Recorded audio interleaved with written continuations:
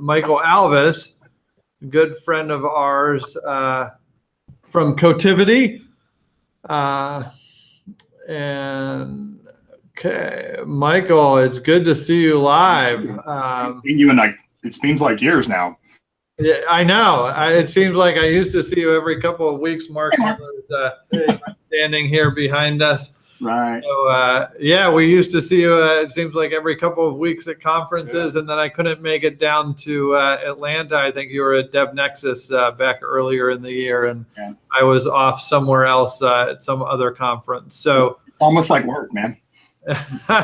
Yeah, I just think back to the taco place in San Francisco and the heavenly tacos that we had there. So yeah, I'm gonna miss the fact that DevOps Enterprise Summit isn't there this year. That's right. We're gonna have to find a new taco place in Vegas. So if anyone has recommendations on Slack that you can drop us for where we need to go and get tacos there at DevOps Enterprise Summit in October, we'll take the recommendations. So Mykel, glad you could join us. Mykel, a longtime Nexus user. I've seen, like many of the speakers that we have on today, I've seen speak at different conferences that we've both been at, but I don't think I've seen this latest presentation here. So nobody has. Yeah, so we might. Are we the test run for this? But you're the first one that I can't shame into silence, and that's what really matters. Excellent.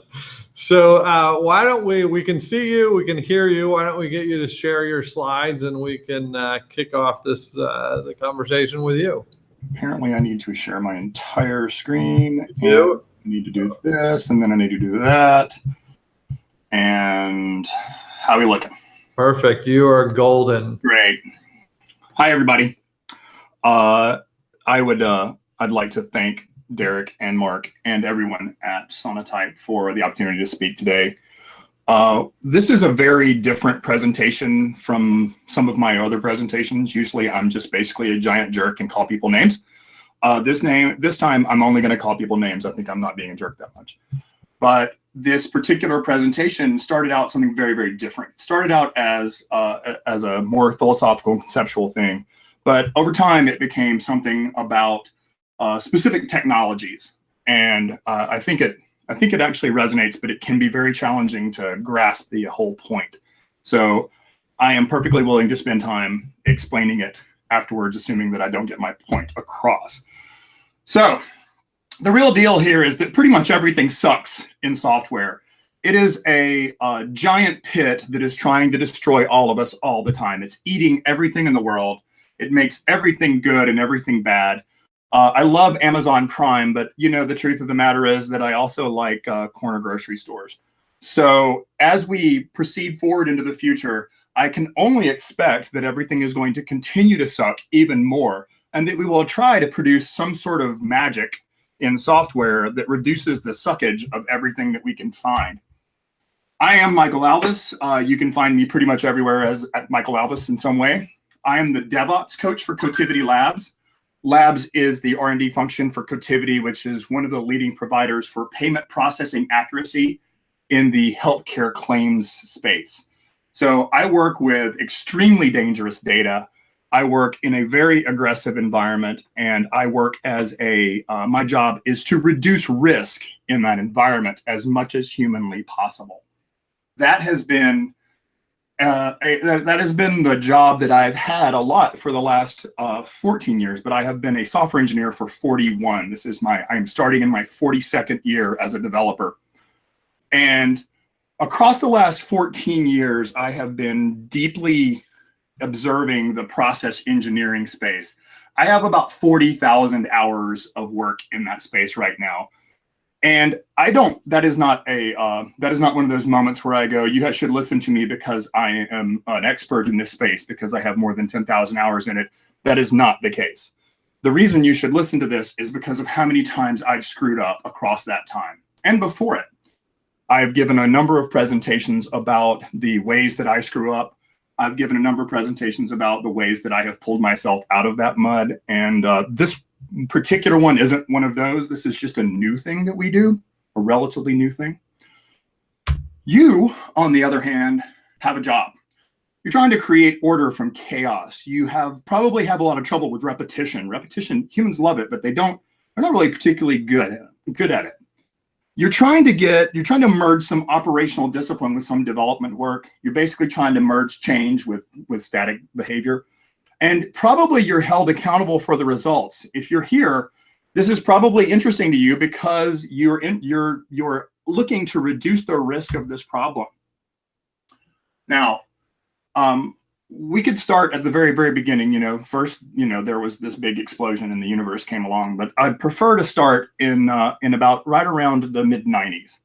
So I've been writing software since the 70s, but it was really terrible until the mid-90s.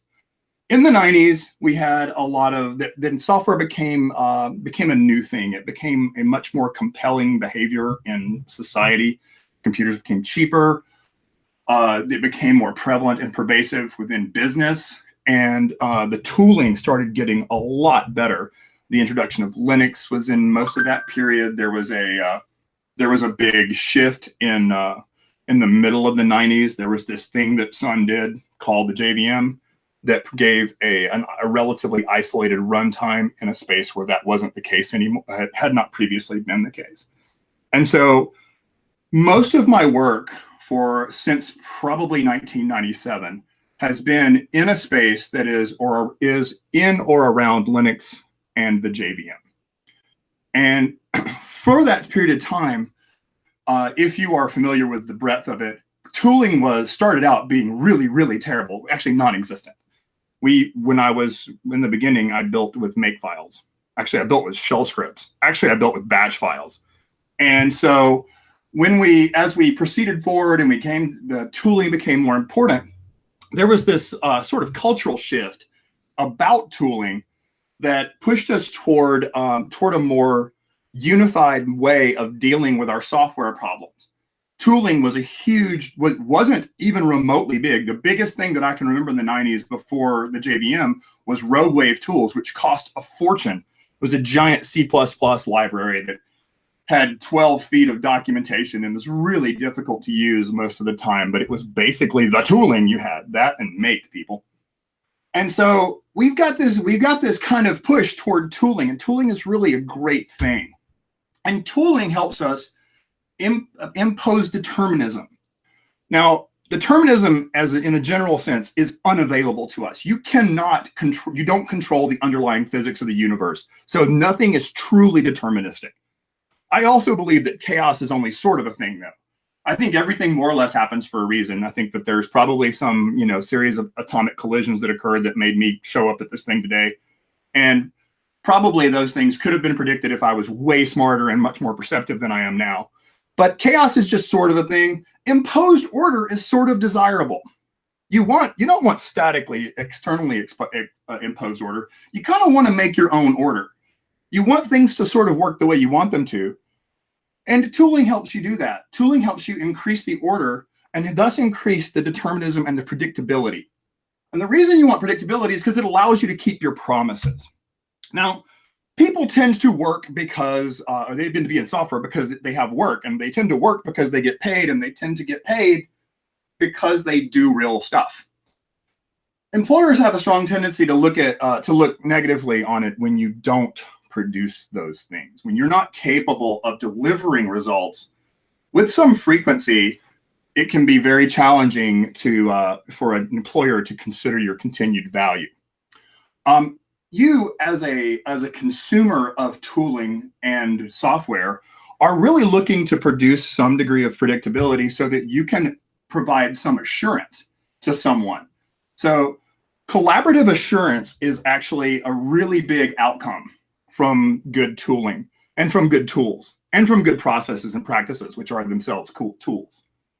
So when we talk about promises that we're making to people, promises they come in a wide variety. This is the Webster's definition because I needed something to put on the slide, but they really are this is really kind of it, right? It's a reason to expect something, especially something with an expectation of success.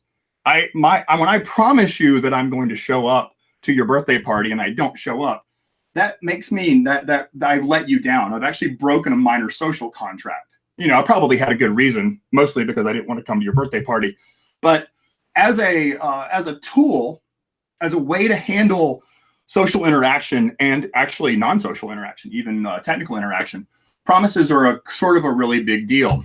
Some of you probably are aware of Mark Burgess's work in promise theory, which has a much wider reaching implications than just in software. But to be honest with you, that it turns into a philosophy discussion at that point. And mostly what I do is I have a job and my employer expects some results, and therefore I'm interested in it because it produces some kind of outcome. I have systems. Those systems, rather than being constrained by their promises, they are actually, what they do is they actually reduce the number of promises they make. And we do a really good job of trying to keep those promises. Promises actually do this really cool thing. They give you autonomy in decision. You can decide whether or not you're willing to accept a promise that somebody wants you to make. If you have a significant other of any sort, probably what happened is somewhere along the way, you asked them to make a promise to you to attend some event. We'll call that event a date. And under those circumstances, that person probably showed up. Now, they didn't have to. They chose to do this. The act of choosing actually produces a positive output. Humans get dopamine responses when people actually do things that they say they will do. You like it when people keep their promises. And this autonomy is this autonomy of choice means that it's not a compulsion. It's actually something that we want to do. And this autonomy exists within a potentially complex space-time, you know, like the real world, which is an extremely complex space-time. There's a lot going on here. Again, I didn't show up at your birthday party because I didn't want to, but I really didn't want to because Westworld was on. So it was there's a lot going on out here, and we don't always have the capacity to understand the scope of what we're agreeing to. But when you make a promise, your social capital is bound to your ability to do this. Everybody has this person in their life that never keeps their word.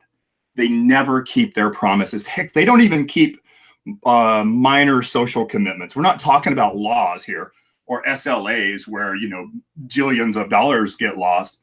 We're talking about your friend Tony, who he can't be bothered to show up to the movies that everybody was going to. He can't return phone calls. Everybody has this friend. Probably, if you don't have any friends like that, as the saying goes, you probably are that friend. And so it is truly important that to maintain correct social capital and live within the construct that is society, that you have to be able to keep your promises. I know this sounds very kindergarten, like don't promise what you can't deliver and all that sort of stuff. But this has really serious real world implications in software. The way that one of the better ways to produce a delivery that keeps the promises is if you produce something that is in fact immutable. And I'm going to explain why that is. There's this promise. I promise you that this system will stay up 7 nines. Okay, well, because I'm an idiot, I decided I would accept 7 nines of uptime. I promise you that it will. Now, the amount of change that is in that system, the amount of delta that goes through that system and that gets eaten in that system induces some of this chaos that leaks in from the outside of the world. The more that leaks in, the more likely that there is to be something that you didn't take into account.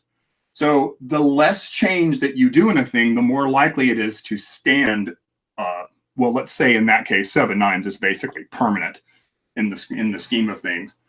That as an output, the immutable delivery of a thing allows you to reason to some degree about whether or not it's going to stay alive.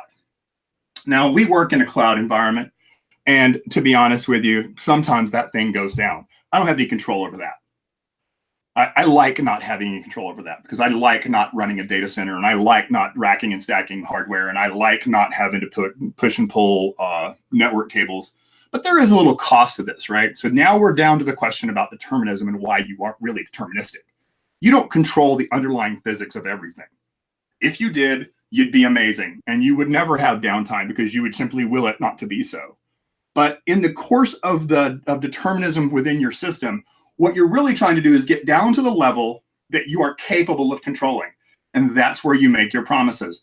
I promise that as long as my cloud provider provides this thing, that I will attempt my best to do this other thing, like keep your system alive. And to do that, I frequently have to produce something that is relatively immutable, or I've got a moving target on my hands. Now, we handle this in the course of producing things through builds. Most of my process engineering life has been in build and build management. I believe very deeply in a build-centric outcome.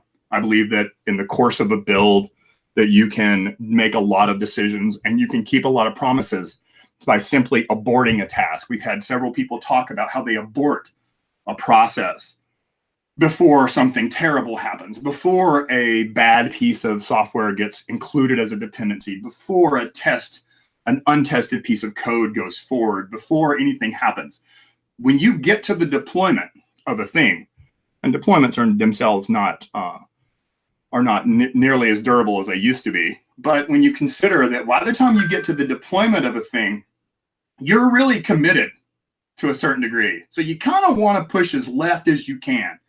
You want to make the fail happen as fast as possible. You really want it to happen before anybody tries to do anything of any real value. And that's where the systems that we are building right now are based. The concepts are based on the idea that we are trying to produce.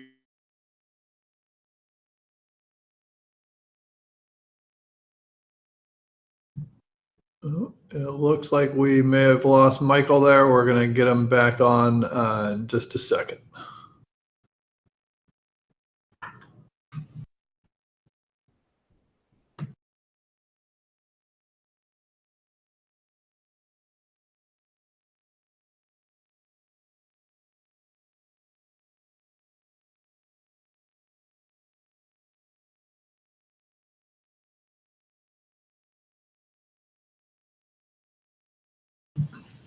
Yeah, once we'll get Mykel back on the Slack channel, let him know that we dropped, and then we'll go live again. Sorry for the inconvenience here. Sometimes happens in a live environment.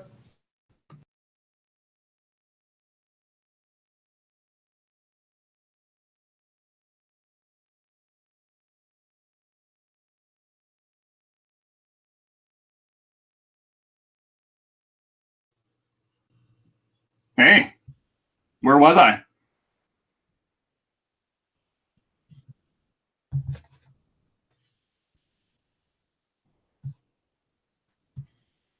Sorry. Hey, Mykel.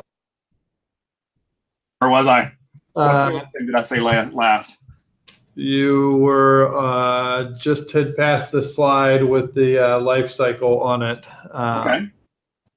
So cool. I'm back. I was just tweeting that you were doing a great job. So and it turns out that the tab sleeper in Chrome is a weird thing. Let me see if I can make that just not ever happen. Okay. Disable that. Before we move forward, I'm going to just disable this thing. I think I'm going to disable this thing. Let's say that. Yeah, no worries. We can edit this gap later in the presentation. We're just taking a lunch break, so we don't. We're not preventing anyone from speaking. Okay. Well, great. Yeah, I can't figure out how to make this happen. I'm not that smart, so I can just if I die again, then I will try to just ping me. Well, at least you know that you died. So. I know I died. No, and I do now. Actually, Amy told me. So we're back. So I'm going to go back to sharing and this and that. How are we now? We are good. Okay. So again, to reiterate, because repetition, process induces deterministic outcomes. Determinism induces predictability, and predictability allows us to keep our promises. And fortunately, I used a pejorative in the middle of that, so it's probably pretty good that I was off. Our definition, my team's definition, is anything that meets your release criteria, whatever that is. You can have a bunch of criteria. We have a bunch of criteria for what our release criteria is. People work on software all the time, but until it gets to the point where they have met our release criteria, it's not a real thing. It's just kind of, whatever. Sure, bro, you got some cool code. Great, congratulations. For our definition, a release produces an immutable artifact that we store in a known location with a unique and versioned identifier. If this all sounds very Maven-centric, well, congratulations, you made it to the party. Releases also imply a process, some mechanism that produces this. Within our system, it is always a Maven build. It is a Maven 3.5.3 build, to be specific. It is always a Maven build. We don't build any software any other way. Now, I have worked in a lot of teams across time. And everybody that shows up on my team is like, oh my God, why we build Maven? It's so terrible. I'm like, well, it's because you don't know what you're talking about. Because I'm not looking for things that make life easier for you. I'm looking at things that make life easier for the company. I am looking at this from a purely holistic viewpoint. Now, can you get the same results with another tool? Of course you can. Of course, it's Turing complete software. You can do it with bash scripts if you want to. In our case, we do Maven releases because it has a formal release process and because we have a system that does it by bots. So our releases are actually untouched by human hands. And we treat every single thing as if it was software. Everything. We treat everything like it was software. We build it, we test it, release it, and then we deploy it. We keep our releases safe and we never change them. They are as immutable a thing as we can possibly make them be. Again, at the constraints of determinism. Our criteria are that we follow the Maven release formal release cycle, which is for people in the know in that space. It's a release, prepare, release, perform. We require a specific amount of test coverage on your application. I prefer 100%, but I'm also not insane. Well, possibly not insane. We'll see. And then we have a bunch of security stuff that we want to pass in this process. When we have security scanning in your build process, suddenly vulnerabilities can be sort of a software problem. We can actually talk about these things as if they were deficiencies in the software rather than some behavior that some person made. We build our stuff with our bots and we deliver it specific to our repository, which in this particular instance is, as you guessed it, Nexus. Now, I've used Nexus for a really long time. I've used a bunch of other repository managers, and to be honest, well, there's reasons. So our promise, we really produce one, but we have this kind of secondary one. The promise that I make my people is not, I will keep your application running. I'll try, whatever, but I'm not promising anything. I promise that I will do everything I can to ensure that access to a given released artifact remains possible within the constraints of our information retention policy, obviously. This is actually a fairly low risk promise. It's actually pretty easy for me to do this. I restrict the people who could possibly make that not happen. I have a team of people who are able to make it happen, who simply won't make it happen because they know that we have made this promise, and we're all kind of on board. We have a social construct that says, hey, I'm not going to delete the blob store that backs Nexus or anything in it. And that's a pretty easy promise to keep because it's a promise to not do something. It's not a promise to do something. It's a promise to avoid a potentially damaging act. The other thing that we promise is we're going to keep your system alive for just about as long as it takes to replace it. So if it took 2 hours to deploy your system, I'm going to try to keep it alive for 2 hours. That's my promise to you. So we'll keep it alive. But if your system keels over right at the end of deployment, it only runs for 20 seconds and then it keels over, then right as soon as I start deploying your stuff, I'm going to try to start deploying it again somewhere else. That is a substantially riskier. It's not actually slightly riskier. It's a substantially riskier behavior. Now, for the shameless plug part of the presentation, why did we pick Nexus? There are other repository managers. We've used them. I've used them. Our teams use them. Repository management isn't really optional in modern software development. If LeftPad taught you nothing as a JavaScript developer, having a repository manager is super helpful. And because modern software management is done in a dependency chain, these things all kind of understand each other. Sonatype has a substantial amount of experience dealing with this problem. They focus on how these things are proceeding forward. They have good features and they build new, intelligent new features. Honestly, the reason we keep it is that I have a great deal of faith in the stewardship of the application itself, of specifically a repository manager. I have a great deal of faith in those people because they have, you're sitting there looking at them a lot of the time in this conference, but those people have never let me down, literally never let me down. Now, the first time they do, it's going to be kind of crushing, and they will eventually, but it's not really, I don't really expect it to happen anytime soon. In fact, maybe not into my lifetime. But the primary reason that we pick Nexus is the reason we pick any repository manager is because packaging is literally everything. In software delivery, packaging is everything. There is nothing beyond it. We talk about containers as if they were a magic new thing. That's just a package of running stuff, or a runnable package of stuff, or however you want to call it. It's an executable for practical purposes. Well, Ruby gems are this amazing package. No, they're not. They're just another package. They have dependencies. They all work, right? Maven built POMs are descriptions. They're models of packages. Yep, that's all they are. So packaging allows you to collect things in an intermediate form with a temporal and interface signature identity. A thing that you can you can reason about the identity of the contents of a package by simply looking at its identity. And you can look at it in relation to the identity of other identities. If you don't know how this works, then go look at a Maven POM, or go look at a gem file, or go look at an RPM spec file and see about how all the different versions of things interact with each other and how they expect to be able to interact with each other. The thing that makes good packaging is veracity. Is it verified? So did you sign your package? Did you test it before you put it all together? Is it easy to do correctly? Is it simple? Is it hard to do correctly? Like, I don't know, Python packages tend to be. Is there one right way to do it? Again, Python. Is resolution capable? Can you make this package deal with other packages that it requires? And is it relatively self-contained, or did you need to install this particular package onto a particular machine that had a completely different set of packages that didn't have anything to do with this package? Like, for instance, if you had let's say, for instance, you had an executable .exe file for Windows. In order to run an exe file, under most circumstances, you need a Windows runtime, which means you have to have this other container. It's not really self-contained. Most things aren't. The Java jars aren't self-contained. They need a JVM to run them. But self-contained can be a much bigger problem to deal with. That's last on the list. So the question might be, what's this talk about again? So it's about packaging, to be honest with you.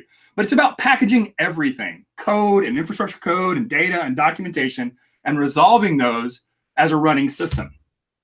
Now, people that I work with think I'm crazy. They think that this is too hard. They think that this is not worth doing. I not so respectfully disagree.